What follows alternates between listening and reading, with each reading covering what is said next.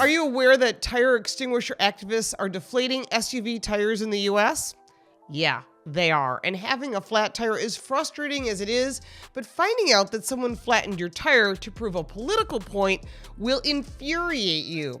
A UK-based activist group called the Tyre Extinguishers, spelled with a Y, is an activist group that's known for deflating tires and has spread its activities to the US. They claim they're deflating tires on dozens of SUVs in several major cities, including New York, Chicago, and the Bay Area, and they plan on spreading it across the US and hitting cars parked on the street.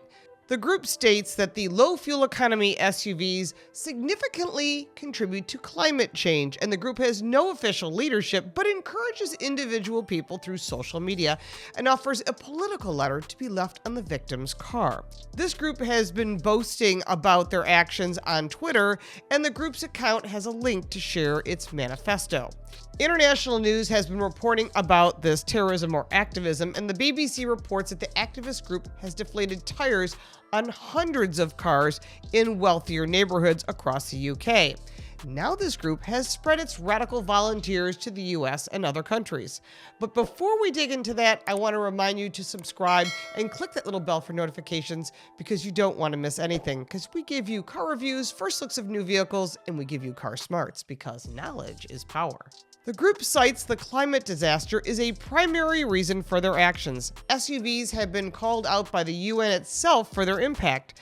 The note also claims that SUVs pose a greater danger to pedestrians and other road users, along with the health risks of higher air pollution.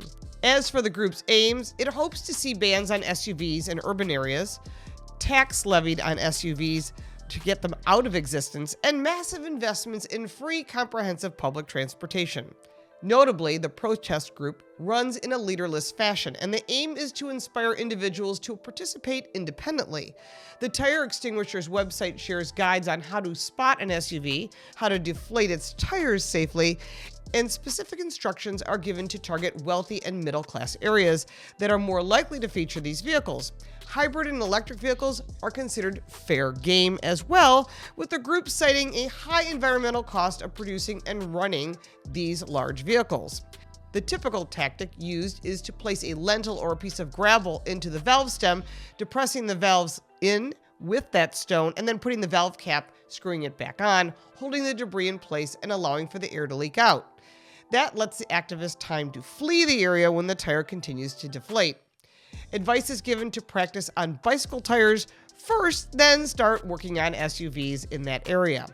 Fundamentally, it's a method that's far easier and safer than outright slashing the tire, but it's also more likely to inspire annoyance rather than sheer outrage. As with most political movements, there's a leaflet involved, which is placed on the vehicle targeted by the group. It notifies the owner that the vehicle has been disabled and the group's reason for doing so. Owners are advised that they will have no difficulty getting around without your gas guzzler with walking, cycling, or public transportation. The leaflet has been translated into 10 languages. How lovely! Deflating people's tires is unlikely to win the group many fans or inspire SUV owners to make a greener choice. Instead, the overall goal is to step up operations to the point where it is impossible to own a huge polluting SUV in the world's urban areas. That's their quote, not mine. Many more tires will have to be let down to achieve that target. And in the meantime, a handful of SUV owners will wake up frustrated now and then to find another leaflet and another flat tire. Here's the bottom line. The first thing to do is to call roadside assistance, which dispatches a 6-mile-per-gallon smog tow truck to come out and run its onboard gas compressor to fill the tire with air and put the supposed gas guzzler SUV back on the road with its 6-mile-per-gallon service truck.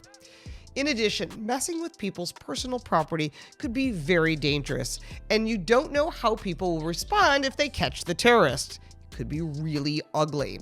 And should the word activist be replaced with the word terrorists? Either way, this is not likely to inspire anyone. It's an annoyance rather than forcing anyone to change their opinion to buy an EV or get rid of their SUV. What would you do? Your comments should be very interesting.